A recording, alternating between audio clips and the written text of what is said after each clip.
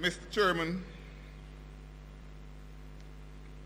members of the Cabinet of Barbados, members of Parliament, Madam President of the Senate, Mr. Speaker of the House, members of the Executive and General Councils, delegates of this 59th Annual Conference of the Democratic Labour Party, comrades, ladies and gentlemen. I am pleased to address you once again today as President of our party and as Prime Minister of Barbados. 59 years ago, our founding fathers responded to the need to create a forward-looking organization to fill a void which they perceived to exist in the politics of Barbados. The verdict of thousands of Barbadians since that momentous year of 1955 has without doubt both justified their decision and endorsed their farsightedness. We meet today, therefore, proud of what we have achieved and confident about what we can continue to do to guarantee this country a secure future. Now, since we last met in conference, death has stilled two of our most important voices. I speak of Cyril Valentine Walker and Walter Basil Forbes. Cyril served the party at the parliamentary level from 1986 to 1994, first as parliamentary secretary in the Ministry of Education, and then as Minister of Education, and later as Minister of Health. In all of these capacities, and in others, he gave selflessly of his devouring energy and unstintingly of his unquestioned commitment. We are the poorer for his absence. This year's conference differs too from any that we can remember over the last 40 years. It must be the first in 4 decades from which Comrade Basil Forbes is absent, the first at which he has not been supervising our internal elections. Were he still with us, it could confidently be expected that he would later today be making a kind of magisterial appearance to formally announce the results of our elections, to highlight some of the procedural blunders which branches should not repeat, and to upbraid officers for not getting critical information to him on time. True to his standards, Basil's funeral service was one of the best organized I have attended in recent times, and reflected throughout the very high standards upon which he has always insisted. During the past year as well, we lost several comrades. I speak of Vivian Collymore, Clement Blenman, Orson Cummins, Merle Savory, Carmen Griffith, Bina Clark, Laurie Gaskin, Betty Allen, Wilton Bell, Morris Broom, the centenarian mother of Norma Frank, and the octogenarian father of the returning General Secretary George Pilgrim. We thank God for their lives and pray that light perpetual will shine upon them. Please stand for a moment's silence in tribute to those who have gone before us.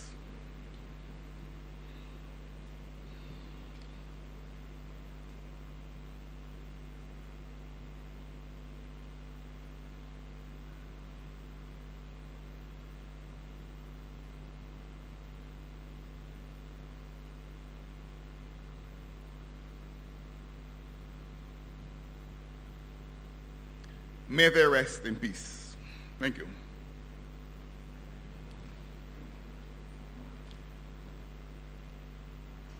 The year through which we have just passed continued to bristle with challenges which have tested the spiritual and intellectual reserves of the party and of the government.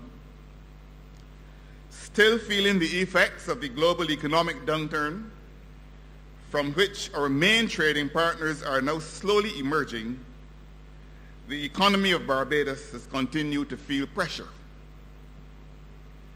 Because of the sustained nature of the global downturn, which hit the world in the last quarter of the year 2007, Barbados, in order to shield the more vulnerable elements from its worst effects, ran a larger than usual fiscal deficit.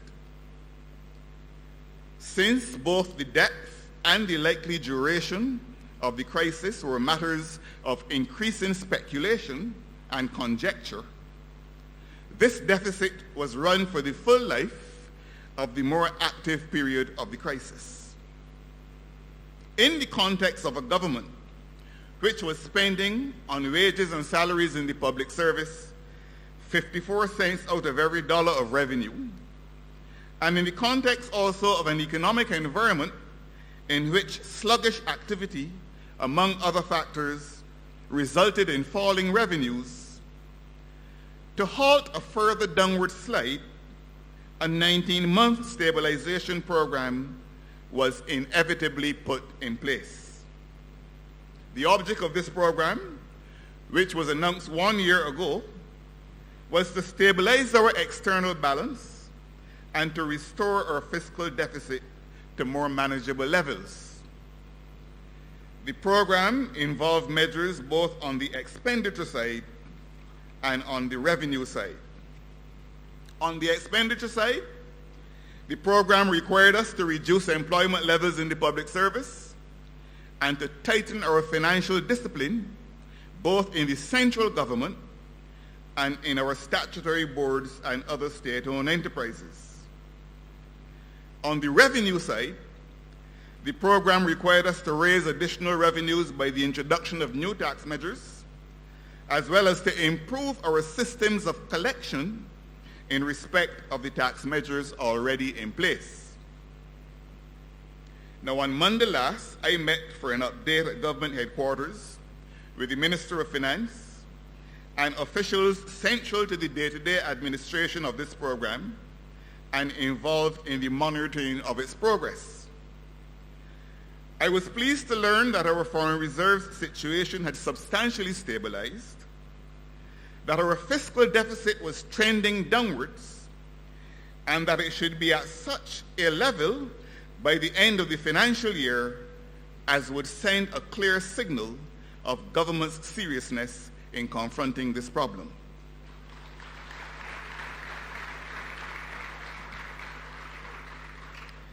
I take the simple position that the program has to be given a chance to work.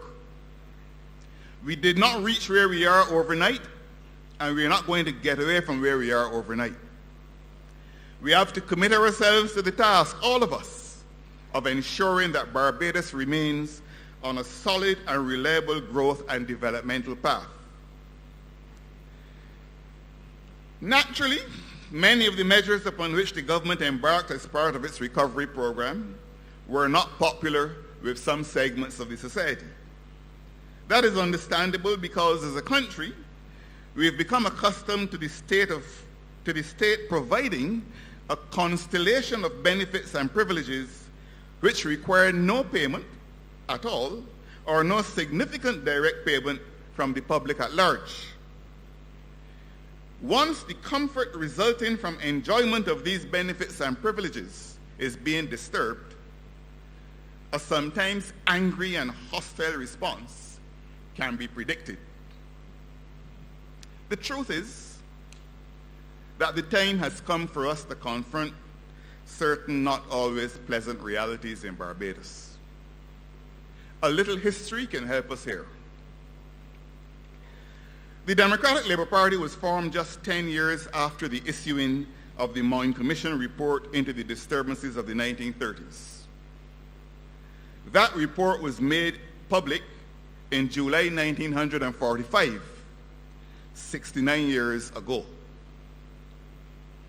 The most cursory or casual reading of that report will disclose that whether you are talking about health or education or housing or public transport or facilities for the aged or nutrition for children or adults or access to water or protection for workers or a proper network of roads or availability of work or a respectable level of wages or any other social amenity, very little had changed in Barbados between 1838 when slavery ended and 1937-38 when the disturbances happened. That is over a 100-year period. It took the efforts of newly formed political parties and trade unions to reverse and correct many of those social and economic shortcomings. The formation of the DLP 59 years ago has to be seen in that context. The response of the DLP in particular to the depressing story contained in the Moyne Commission report was the provision of free secondary education, school meals for children at primary schools, equalization of pay for men and women at the workplace, a national insurance scheme, modern and revolutionary succession legislation to protect the rights of single women in their relationships, severance payment for workers, easy access to university education, modern housing, easier access to water and waterborne facilities, a guaranteed work week in the agricultural sector, modernization of the economy and the development of the tourism sector, construction of a number of secondary schools to increase the number of places available to our young people, the establishment of a community college, a hotel school, and a polytechnic to broaden opportunity for our young and not so young, amongst many other initiatives. These initiatives were undertaken generally at a time when men and women were casual workers, since they worked basically by chance. During the sugarcane crop season, they worked with the plantation or the sugar factory. Out of crop, they either worked farms at the plantation for very modest wages, worked occasionally as artisans or maids, or did not work at all. It is for people in this precarious situation and for their children that the state in Barbados assumed full responsibility in those dark days. Now, in the concluding sentences of his 1971 budget speech, Prime Minister Errol Barrows said in part as follows: "The decade of reconstruction has been successfully negotiated. It has not been easy. The society which we have inherited bears within it many social and economic contradictions which material advantages such as we have secured cannot alone eradicate. Those of us in public life ought to concentrate on the upliftment of our people who still have such a long way to travel, rather than devoting our efforts to the personal destruction of those whom we envy. Some of us will have to mark time to allow those who have been kept back to catch up with us," unquote. The question that confronts the DLP in its 59th year of existence, and that confronts Barbados in its 48th year of independence, is this: in the year 2014, does the state in Barbados owe the same duty to the graduates of secondary and tertiary institutions living in modern housing with waterborne facilities, driving one or other of the 113,000 motor cars on our roads, and in generally steady white or blue-collar employment, as it owed to the man or woman wending his or her way to the cane fields or the farm with a broad rim hat, crocus bag tied around the waist, and a hoe or fork across the shoulder, having just left a modest chattel house without running water and often on rented land. If the duty of the state is viewed as the same in relation to both categories, the next question is this: can the state afford it? Those two questions could have been framed differently. That is, can the state in the year 2014 and beyond pursue its social democratic agenda in the same way in which it pursued it in the 1960s, 70s, 80s, 90s, and in the first decade of the 21st century? Having empowered the majority of our men and women through education and expanded opportunity, are we still under a duty to treat them as though they were not ever empowered? These questions are not going to go away. We can carp and we can cavil to our heart's content. We can shift and dodge and evade for as long as we wish. We can play fast and loose with the facts and the truth. Not all of the mischief, the cynicism, or the smart alecky stunts of which some of us may be capable will cause these questions to go away. The world in which the Barbadian state was able, through access to concessional financing and more favorable terms of trade, to provide the glittering array of social benefits to the mass of the population, has passed away, never to return. Designated as we are in Barbados as a middle-income country with very high human development for some time now, it has been thought by international financial institutions that we should be able to pay our own way through a mechanism which they have called graduation. It is against this background that the government had to put in place some of the corrections which have been the cause of such strident comment in recent times in Barbados.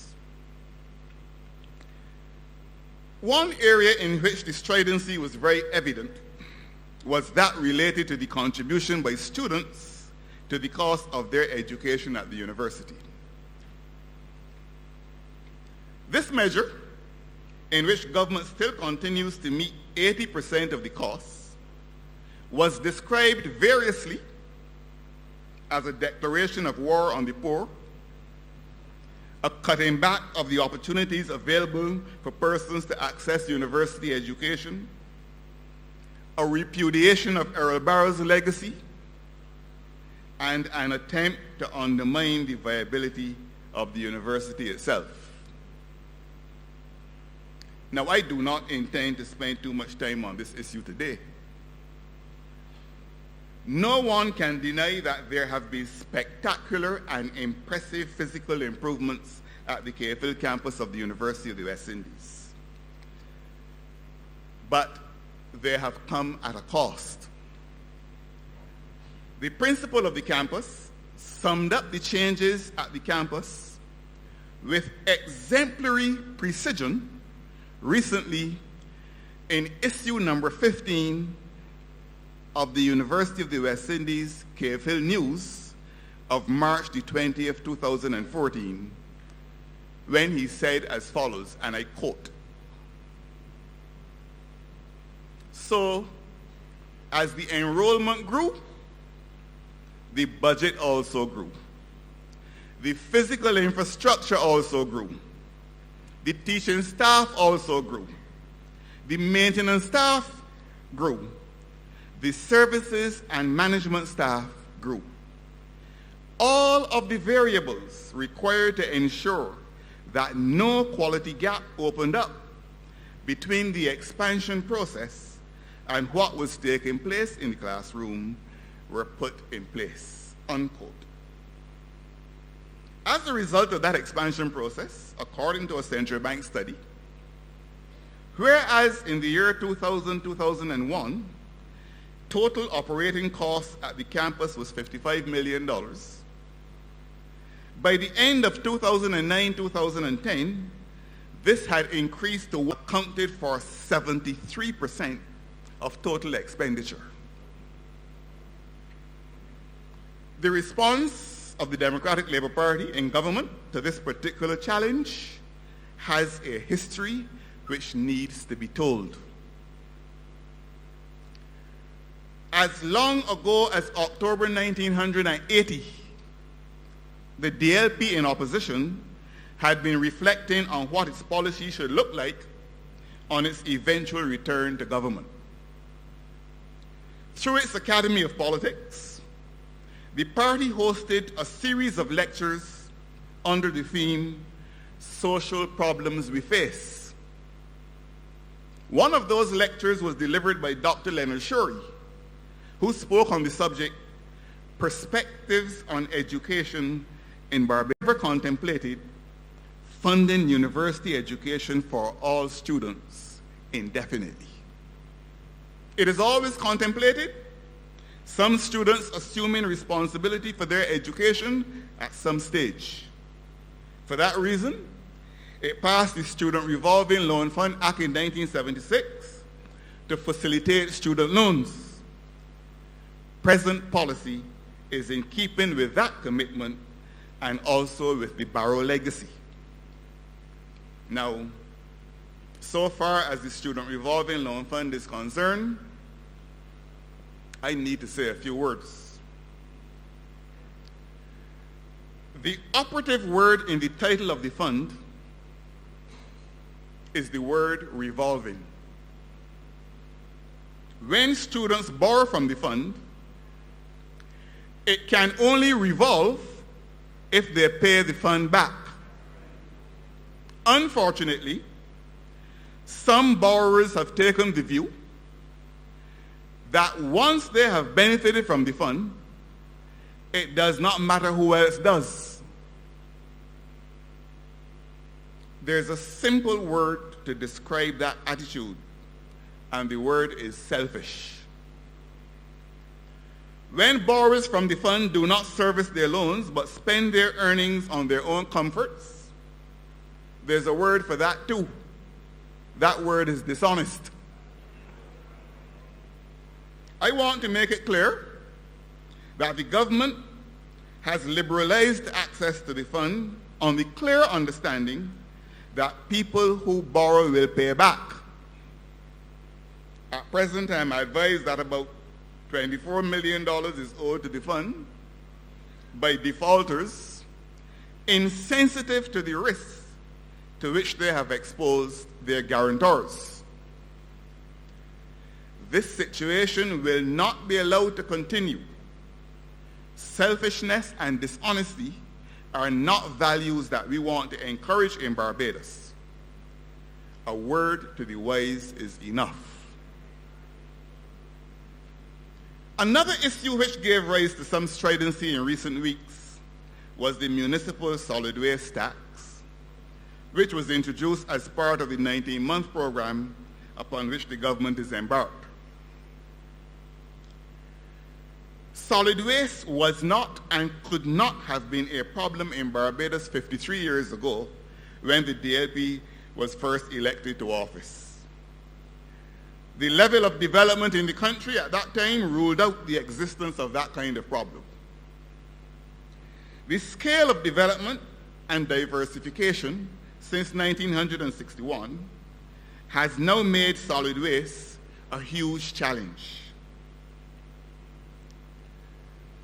Solid waste problems at the landfill at Arch Hall, St. Thomas, in the late 80s and early 90s led to the government being sued because of the alleged nuisance to residents being caused by Mount Stinkaroo, as it was called. Settlement was later secured, and residents were paid damages and legal costs.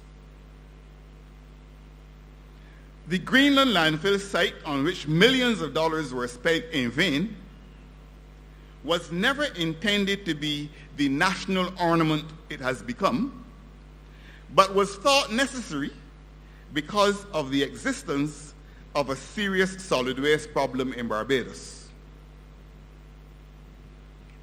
Sustainable Barbados Recycling Center, SBRC, owes its existence to the need to deal scientifically and professionally with the waste problem. And challenges with medical and industrial waste have been helping to compound the already troublesome solid waste problem. The nation's health and sustainability cannot be compromised if this matter, can be compromised if this matter is not confronted with courage and determination. That is the background to the municipal solid waste tax. Not only is the waste problem serious, but its management has become oppressively costly. Cheap political posturing and jejune political chit-chat cannot wish this problem away. Where taxes turn out to be imposing undue burdens on those least able to bear them, governments have over the years tweaked them to ensure that burdens are more equitably shared. This tax is and will be no different in that regard. But we have to deal with the waste problem. In the medium to longer term, waste is intended to become the nation's friend rather than its enemy by plans for its conversion to energy for national use. But we have not yet reached that stage. I appeal, therefore, for the country's patience and understanding as the government tries to deal with this forbidding national problem. Another area of engineered controversy over the last few months was the Queen Elizabeth Hospital. This institution, it was claimed, was in its worst crisis ever. That claim, were it true, should have occasioned no surprise, for Barbados itself has been going through its most sustained economic challenge since independence. The truth is, however, that the Queen Elizabeth Hospital, like its predecessor, the Barbados General Hospital, has always been the butt of political criticism.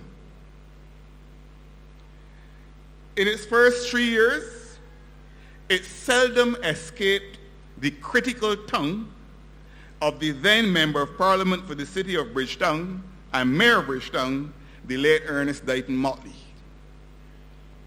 His successor as arch-critic was the late MP for St. Peter, Walter Clare Burton Hines, who served in Parliament from 1966 until 1984.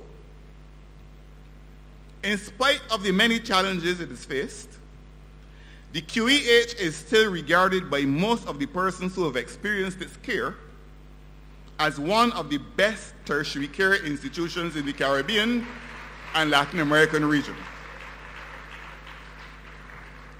It is also a great teaching institution. Financing the QEH has always been a big challenge for successive governments of Barbados, for the simple reason that it has never attracted appreciable revenues from the provision of its services.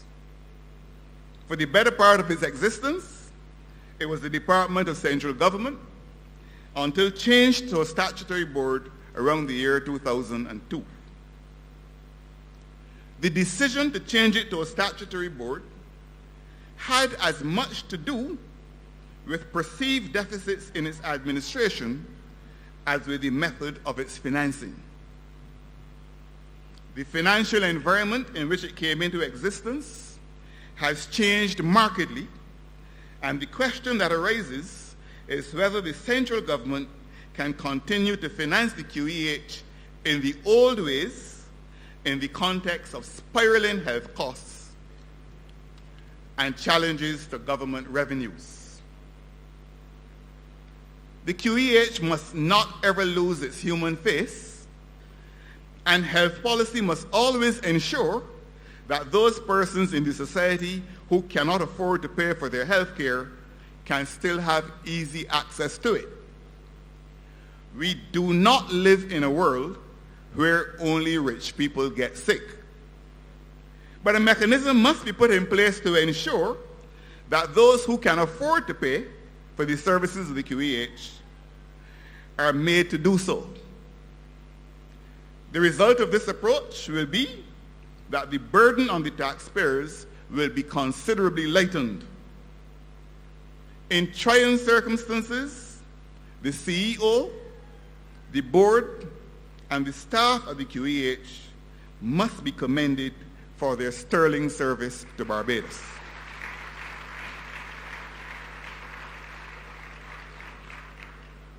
As long as present financial arrangements continue unchanged,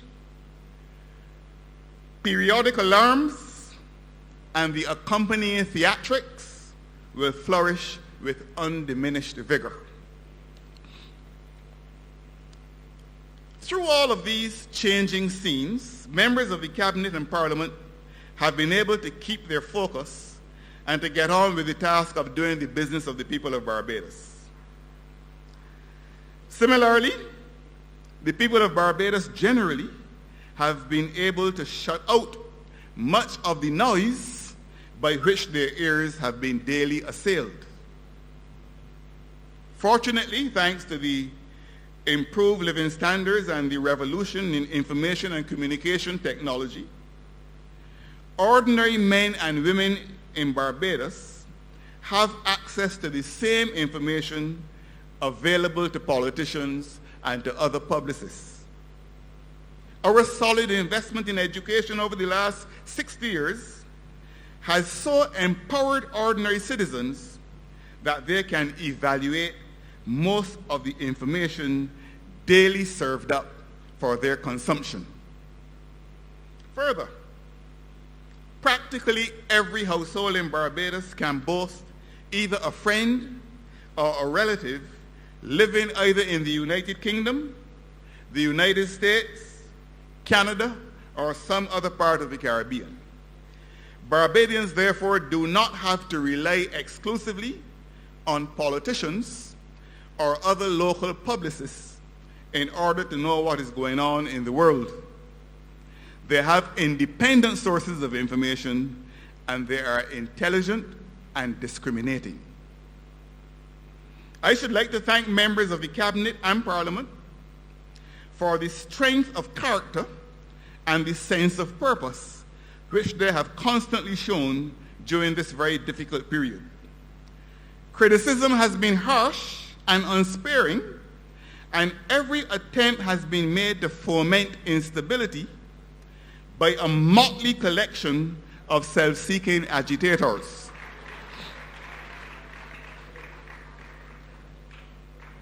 If we were seeing ourselves as masters, perhaps we would brook no criticism of our efforts. But we see ourselves as servants. The people are our masters and have a right to comment upon the quality of our work as they see it. Our duty is to listen with humility and to make sure that we are always hearing the right voices.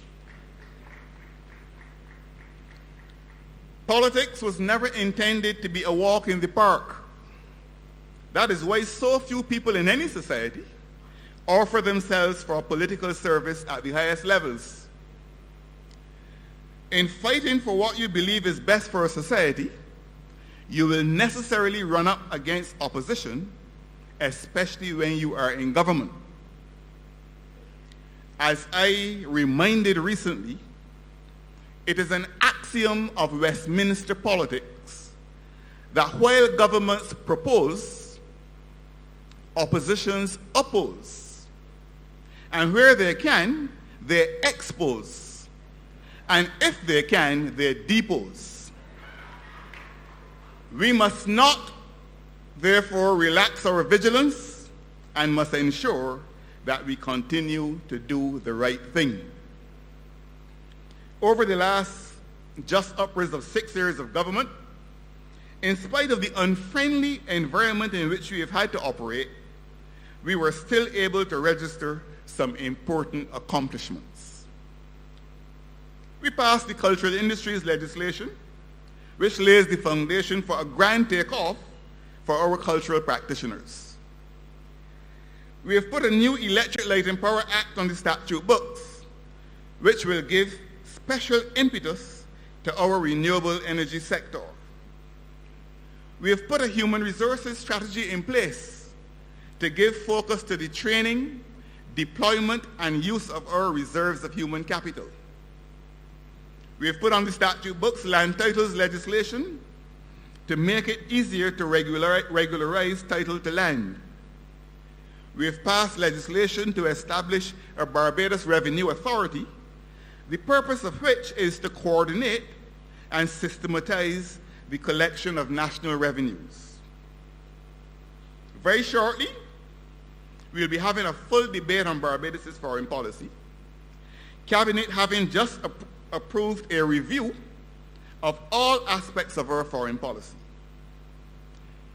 But we've already extended our diplomatic reach by the establishment of embassies in Brazil, China, and Cuba. And Barbados cannot any longer delay the establishment of a presence on the African continent.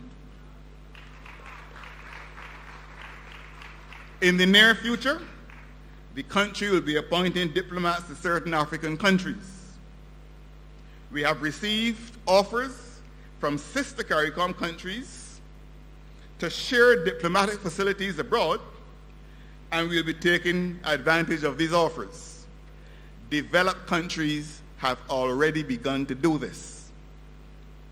We laid in Parliament and debated the National Youth Policy, which was the product of broad-based consultation with young people themselves and other organizations and agencies connected with the activities related to youth. We have been constantly modernizing the legislation which gives vibrancy and focus to our international business and financial services sector, while at the same time extending the reach of our double taxation treaties and our tax information exchange agreements. The long-discussed creation of a sugarcane industry with all of the highly beneficial energy spin-offs has been receiving the active attention of the Ministry of Agriculture, and plans are at a very advanced stage.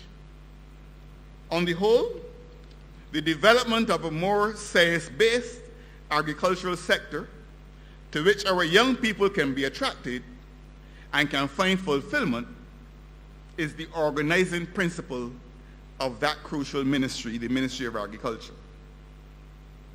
The issue of the environment continues to be a front burner concern internationally. Barbados is seen as a leader in this area among small island developing states. The country successfully hosted World Environment Day 2014 and was the focus of complementary global attention. Legislation to give clarity and direction to our efforts in the area of environmental management is in an advanced state of preparation and will occupy Parliament's attention in the very near future. Barbados continues to shine in the sphere of education as our students at the higher ends of the pyramid gladden us with their impressive, sometimes spectacular performances. At the CARICOM level, a complete overhaul of our approaches is being undertaken with a view to ensuring that the benefits of our systems can be more widely shared across the educational sector. It is not thought satisfactory that while we are pleased to put on display the stellar achievements of the high flyers, substantial percentages of our student populations are underperforming. This overhaul is being done within the context of clearly identified human resource needs in the region. Now, I provide this snapshot to give the lie to claims that somehow Barbados is falling apart and that alarm bells should be urgently rung. Whatever else may have lost its way, and worse still, lost its soul, Barbados is holding a steady course toward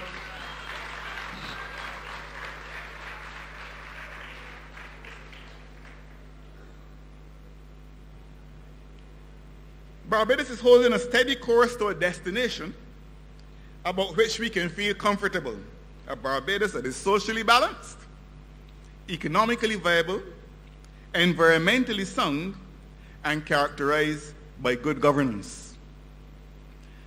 This destination cannot be reached by marches or rumors of marches. It cannot be reached by calls for the overthrow of the government by violent or other means.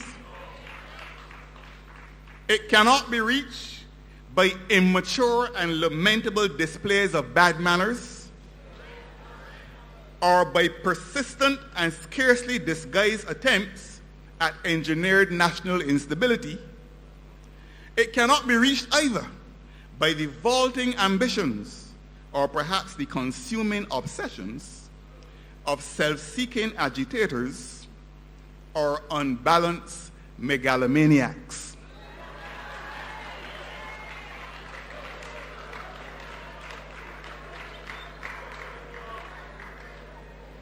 Barbados can only reach its destination by adherence to those values of hard work, fair play, good manners, and continued commitment to high national standards for which this country is so well known.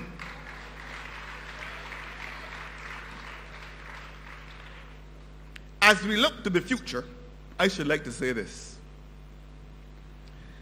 The minds of all investors, local and foreign, are attuned to hear the gist of government policy over the short to medium term. There's a consensus that government policies have silenced the local prophets of doom and gloom with respect to their forecasting a slide in the fixed exchange rate of the Barbados to the United States dollar. The economies of our major trading partners, the United States of America, Canada, and the United Kingdom, are returning to sustained growth, although very slowly. Visitor arrivals, long stay and cruise have been gaining momentum during this year with respect to overall visitor arrivals and the average expenditure per visitor. The international business and financial services sector is holding its own, and increasing numbers of our international businesses are relocating from mature destinations in the sub-region to Barbados. The rationalizing of the regulation of the non-bank financial sector continues and should enhance the regulatory management of the sector as well as the cost effectiveness of that exercise. The ongoing updating of legislation and the greater use of information and communications technology should sharpen our capacity to attract new business and enhance our market share. Registration of cell companies has been increasing steadily over the last year. Our energy policies have been bearing fruit. Several businesses have seized the opportunity to invest in renewable energy to enhance their competitiveness. Enhanced competitiveness enables some domestic businesses to be price competitive in the domestic and in the export market. The fiscal deficit and the debt to GDP ratio, as well as the shortage of opportunities for gainful employment, are the main challenges that now confront my administration. Going forward, the government is focusing steadfastly on the working down of the debt to GDP ratio through a strategy of economic growth and enhanced efficiency in revenue and expenditure management. The era of the Ministry of Finance, learning of new expenditure commitments by a department or ministry after the fact, will end shortly. Also, too, the opportunity for accumulation of huge indebtedness to several government departments without a full picture being available to government in real time is nearing its end. My government is conscious of the challenges to enterprise competitiveness in Barbados, which has been flagged by the World Bank Annual Report on Competitiveness. We are working assiduously through the Ministry of Industry, International Business, Commerce and Small Business Development, and other relevant departments of government with the Barbados International Business Association to remove outstanding bottlenecks in short order. The rationalization of statutory corporations continues apace, with our attention focused on those entities that receive the largest subventions from government.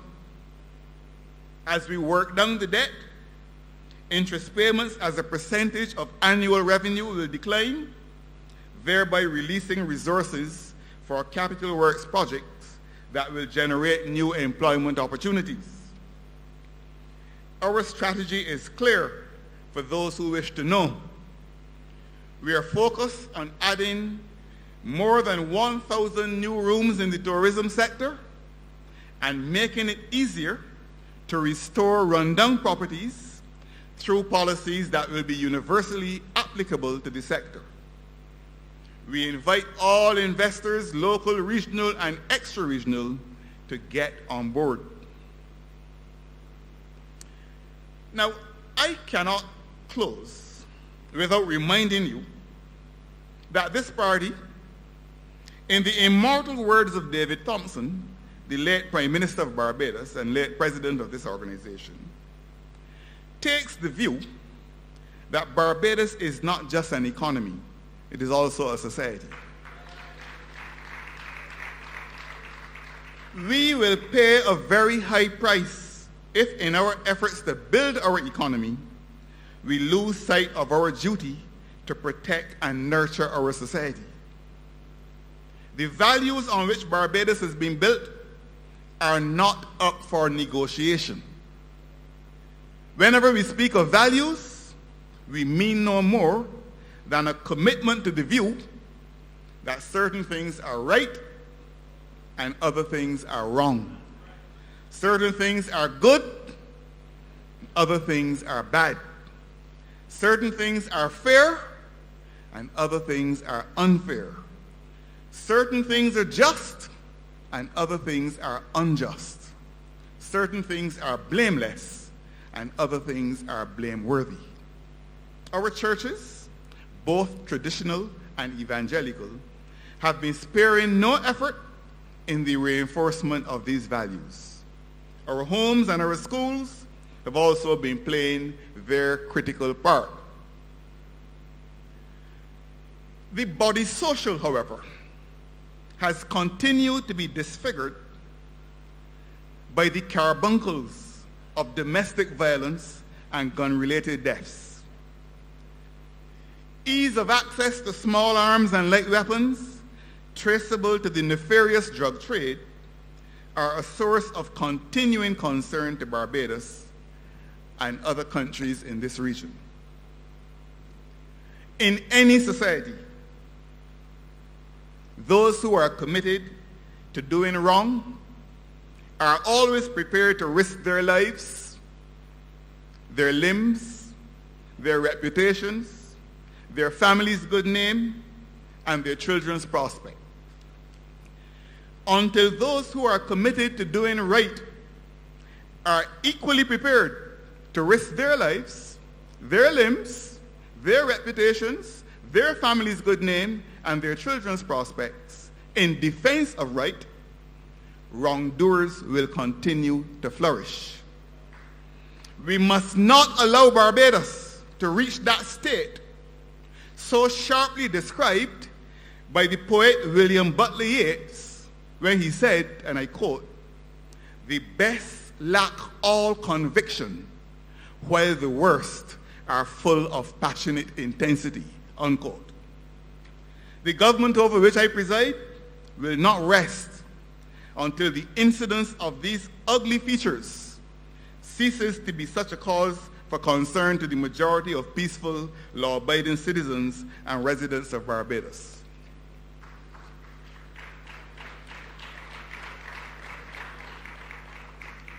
Robert Kocharian, a former president of Armenia, was right when he said, "Working in a transition period is a thankless job for any honest government." As we make our way through this period of fundamental change, on our way to achieving global competitiveness, which is the theme of this conference, I want to assure members of this great party and all Barbadians, in the words of that great Guyanese poet Martin Carter, in his poem, "Looking at Your Hands." And so, if you see me looking at your hands, listening when you speak, marching in your ranks, you must know I do not sleep to dream, but dream to change the world. Thank you. God bless you. God bless Barbados.